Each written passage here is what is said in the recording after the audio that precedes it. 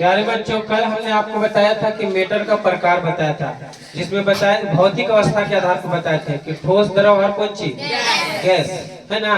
आज हम आपको मेटर का प्रकार बता रहे हैं, और ये जो आपको बता रहे हैं शॉर्ट नोट्स बता रहे हैं। जो बच्चे को क्लास 10th में चला गया है, जिसको नहीं आता है वो भी पढ़ सकता है, 11th में चल गया वो भी पढ़ सकता है, और 9th के लिए तो यही है। बस समझ में आ रहा है? तो कहने का मतलब है कि मेटर को जो है दो भाग में बांटा गया रासायनिक दृष्टि से। इसको एक प्योर मेटर और कौन चीज, इम्प्योर मेटर। तो प्योर के मतलब होता है बबुआ कौन चीज, शुद्ध होता है, और इम्प्योर के मतलब अशुद्ध होता है, अशुद्ध होता है, ठीक है, अशुद्ध पदार्थ। और इसके मतलब शुद्ध पदार्थ। तो शुद्ध पदार्थ उसको कहते हैं जो एक ही प्रकार के कण से मिलकर के बना है। जैसे देखिए, प्योर सोना आप लीजिएगा तो वो शुद्ध है ना, लेकिन जेवर जो बन गया वो शुद्ध है, क्योंकि उसके अंदर कौन सी है, मिलावट है। आप गाय में से सीधे सीधे दूध निकालिए गिलास में, फिर भी वो शुद्ध नहीं है। उसमें पानी तो हल्के से नहीं मिलाया, फिर भी उसके अंदर कुछ शुद्ध नहीं है, क्योंकि उसमें ऑलरेडी मक्खन और दूध ऑलरेडी और कौन चीज, मक्खन और पानी मौजूद है। तो इसको हम क्या कहते हैं, अशुद्ध कहेंगे ऐसे चीज को।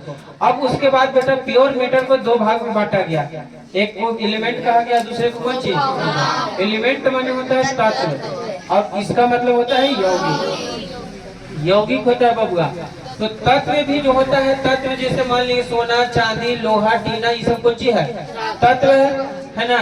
यौगिक जैसे आपको हो गया जल, हो गया चीनी, हो गया, बात समझ में आ रहा है, नमक हो गया, ये सारी चीजें कौन सी है, यौगिक है। इन सब के बारे में हम डिटेल से पढ़ेंगे। इसमें एक ही किस्म के तत्व रहता है, इसमें दो या दो से अधिक किस्म के तत्व आपस में मिश्रित रहता है निश्चित अनुपात में। कौन अनुपात में, मतलब कि कितना में कितना।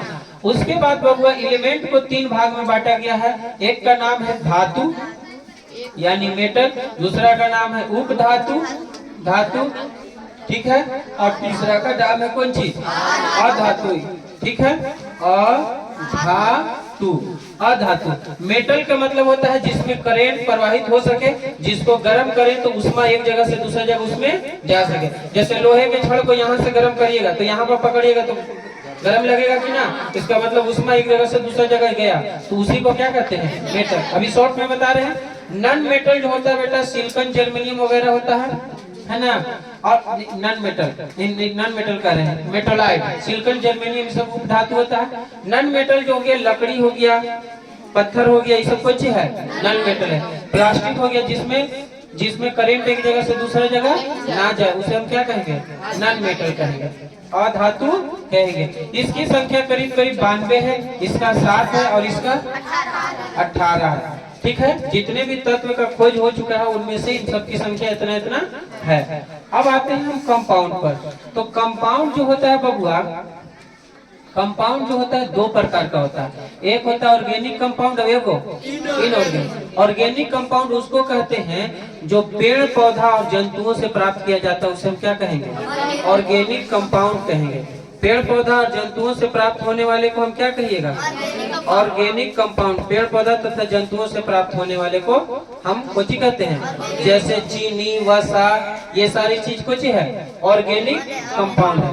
इनऑर्गेनिक कंपाउंड उसको कहते हैं बबुआ जो जमीन से निकलता है, खान में से। जैसे कैसे कोयला के खान होता है, कोयला के खान वगैरह होता है ना, तो उसमें से जो निकलता है, जमीनों से, खानों से जो प्राप्त किया जाता है, उसे हम क्या कहते हैं, इनऑर्गेनिक। सारा का परिभाषा आपको मिलेगा, ठीक है। इसके बाद जो है बच्चों, इसके बाद आता है इम्प्योर मेटल। तो इम्प्योर मेटल का देख रहे हैं सीमा एकदम छोटा सा है, इतना ही ना बबुआ।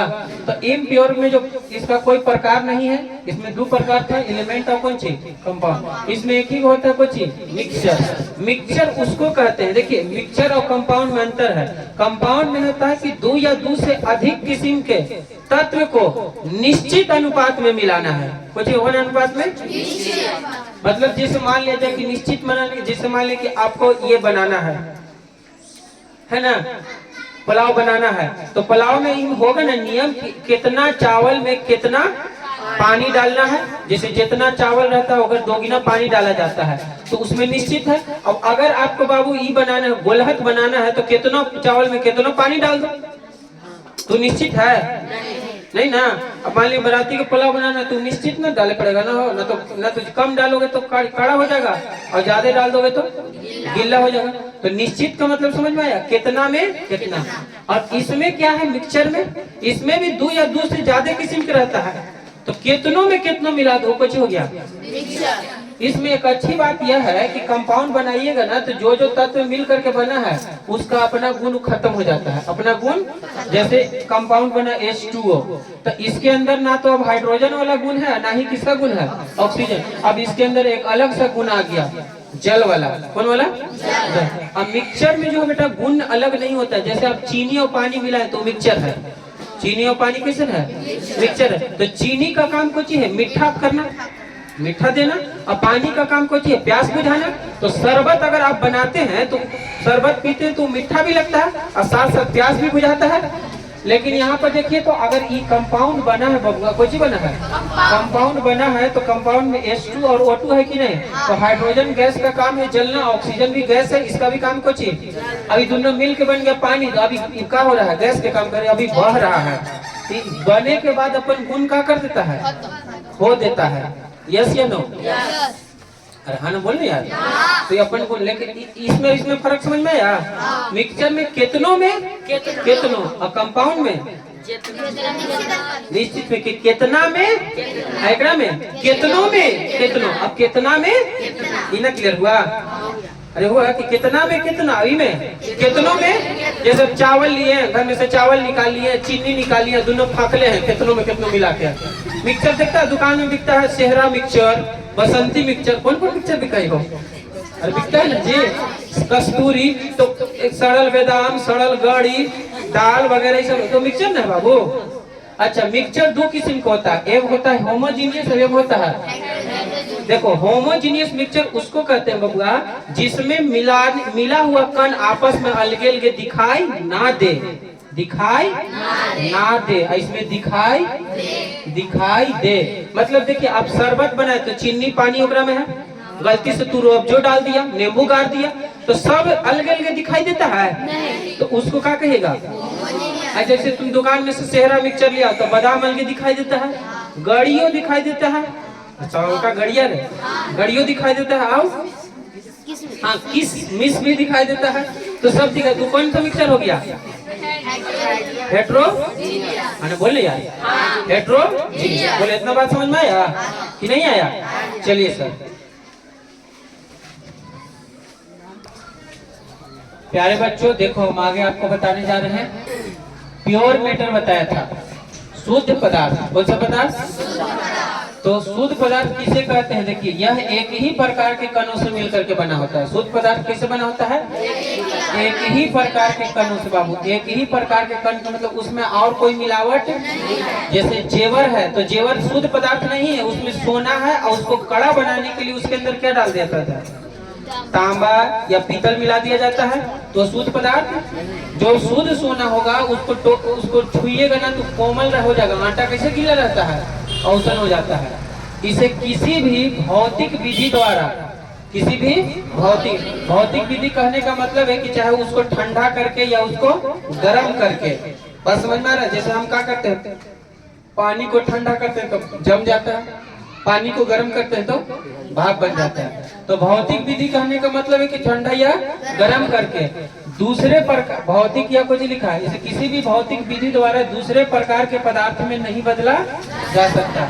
ना हम इस शुद्ध पदार्थ को हम गर्म या ठंडा करके दूसरा प्रकार के पदार्थ में, जैसे सोना चांदी वगैरह को ठंडा करिए या गर्म करिए, उसको दूसरा पदार्थ में, सोना को गर्म करके चांदी बना देगा है?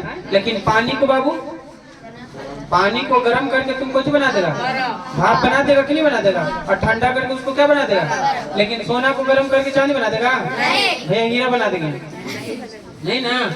तो यह एक ही प्रकार के कणों से मिलकर के बना होता है। इसे किसी भी भौतिक विधि द्वारा दूसरे प्रकार के पदार्थों में बदला। शुद्ध पदार्थ का पहला जो प्रकार हम आपको बताए वो कुछ है तत्व, जिसको अंग्रेजी में क्या कहते हैं, एलिमेंट कहते हैं। वैसा शुद्ध पदार्थ, देखो शुद्ध पदार्थ में पहला कुछ था मेटल, दूसरा तत्व और दूसरा कुछ यौगिक, एलिमेंट और कंपाउंड हो। तो इसमें तत्व लिखे वैसा शुद्ध पदार्थ जिसके सभी एटम कुछ होते हैं। अभी देखिए एटम के मतलब अभी फिलहाल समझो कुछ कण, इसको हिंदी में कहते हैं कुछ परमाणु। अभी एटम का मतलब समझो कुछ कण।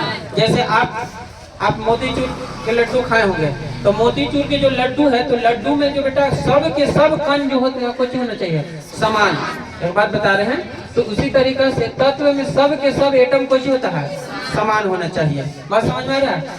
तो वैसा शुद्ध पदार्थ जिसके सभी एटम कुछ होते हैं समान होते हैं। मतलब कि कहने का मतलब है कि अगर सब के सब एटम सोना के है तो सोने को होना चाहिए, चांदी के तो लोहा के है तो लोहा को काटिएगा तो ओकरा में से बुरादा जो लोहा का निकलेगा उसके अंदर और कुछ मिलावट रहता है। लेकिन बेटा अगर मोतीचूर के लड्डू को देखिए तो उसमें अंदर डालडा भी है, रिफाइंड भी है और बेसन भी है कि ना है?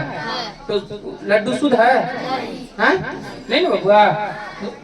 वैसा शुद्ध पदार्थ जिसके सभी एटम क्या होते हैं उसे हम क्या कहते हैं? एलिमेंट। इसे किसी भी भौतिक या रासायनिक विधि द्वारा, भौतिक विधि तो बताई थी, रासायनिक विधि का मतलब किसी के साथ रिएक्शन करा के या कुछ और करा करके, बस समझ में आ रहा?